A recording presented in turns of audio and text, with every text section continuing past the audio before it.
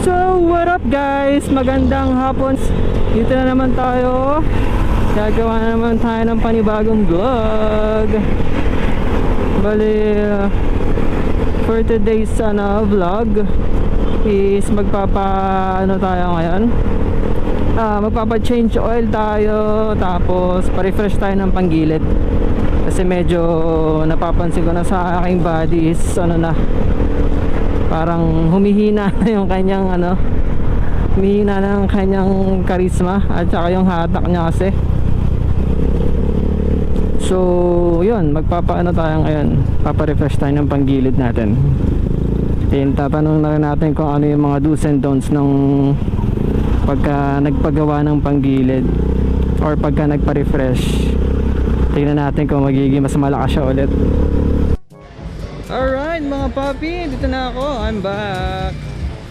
Bali, eto na, magpapalinis na tayo ng ating CVT at saka change oil na din. Gagawin natin yan. Only here in Bitgears 1. Yan yung pinaka-shop nila guys. Yan, sa mga gustong pumunta rito, punta lang kayo dito sa Bitgears 1. Along Mali lang, San Mateo. Yo! So, medyo madumi ang aking dahil hindi ko pa siya nalinis. Maya antayin natin yung ating mekaniko para simulan na to. Tsaka pinapalamig ko rin naman to muna, galing akong biyahe. Wow! Yo! Balik ako guys! Alright, bali dito na tayo. Binubuksan ni Kuya Raymond ang aking panggilid. So, ma-check natin. Bali na-check na ni Kuya Raymond ang filter natin is medyo tagos na raw yung dumi. Kaya medyo papaayos natin ng konti. Kaya pa yun kuya? Kaya pa ba yun? Yung filter o palit na? Pag may available, palitan na natin. Okay. Yun. Buksan na. Madumi na ang ating CVT. Ayan, bali tatanggalin niya na isa-isa.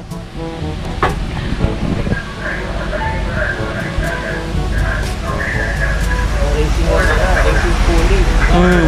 Stock yung bell mo sa lining sa pesulo. Bali naka-stock pa lang siya. Tsaka meron din daw parang nagli-leak na rin ata doon banda sa kuya. Oo. Pagka magpapa-CVT cleaning, ano mga dapat gawin dyan para ma-maintain mo lang yung niya? Hindi siya yung ganong malakas dumumi. Dito kasi sa ilalim niya. Dito din kasi umihigop ng hangin yan. Okay. Open talaga siya eh. So, dito may talaga ang papasok sa kanya. Pero may sponge naman, ganun din eh. Tatagos pa rin talaga siya. Tagos pa rin talaga. So for every ilang months ang niya kuya para malinisan ng ma-maintain niya ang panglinis. Karaniwan dito kasi sa lugar natin San Mateo, malikabok. Malikabok siya. Karaniwan, kung naggamit mo siya pang lalamove o kaya pang delivery, lagi mong gamit, maganda check up 1 month. 1 month pagka lagi Kung medyo busy, 2 months. Okay. Bali pagka laging ginagamit ang motor, kailangan ng linis ng panggilid natin is every 1 month. Then pagka yung hindi naman siya ganun madalas, 2 months or mga 2.5 ganun, pwede na yun para laging ma-maintain natin yung linis ng ating CVT. Kasi pagka ganyang madumi na ang CVT natin kuya, parang humihina din Kuya Raymond, humihina siya. Kaya kailangan talagang laging maintain. Pati sa langis, no? Ang langis, kailangan talaga. CVT na lang kasi, kumbaga, pag dumuwi kasi siya, katulad niya, umaasa lang ang motor na to sa belt. Ano yung matatransfer yung power. Yung power ng Galing dito, sa belt, papunta dito. Okay. Sa lighting. Mm. Kasi itong oil seal na to, pwede i-order na lang kayo mga. Para sa susunod na check-up niya.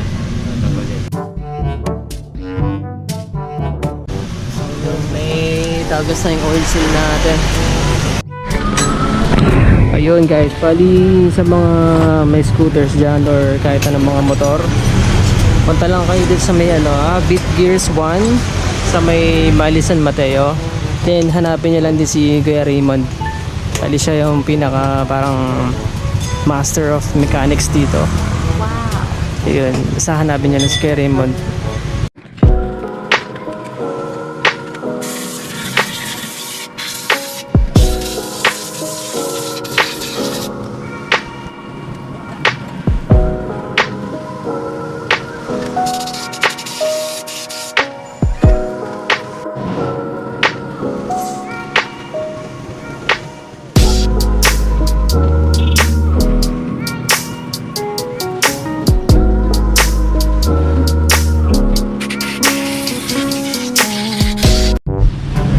Guys, pala ito pala yung gagamitin natin lang sa pang change natin ng langas.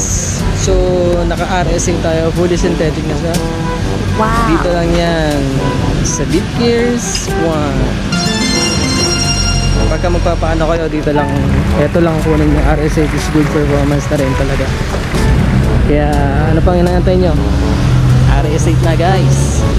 Sulit na sulit kayo dito. Good performance para sa motor natin. Alright. Bali, tapos na tayo guys. Tapos na ang ating pagpapalinis ng CVT at saka change oil. Okay na din. So far so good naman. As of now, sinusubukan ko siya. Lumakas yung hatak niya, tapos gumanda yung performance niya. Yun, bali pagka gusto niyo magpagawa or magpalinis ng mga CVT needs nyo, punta lang kayo sa Mali San Mateo guys, sa Beat Gears 1. Special thanks to Beat Gears 1 nga pala. At saka maraming salamat kay Boss TJ sa malaking discount.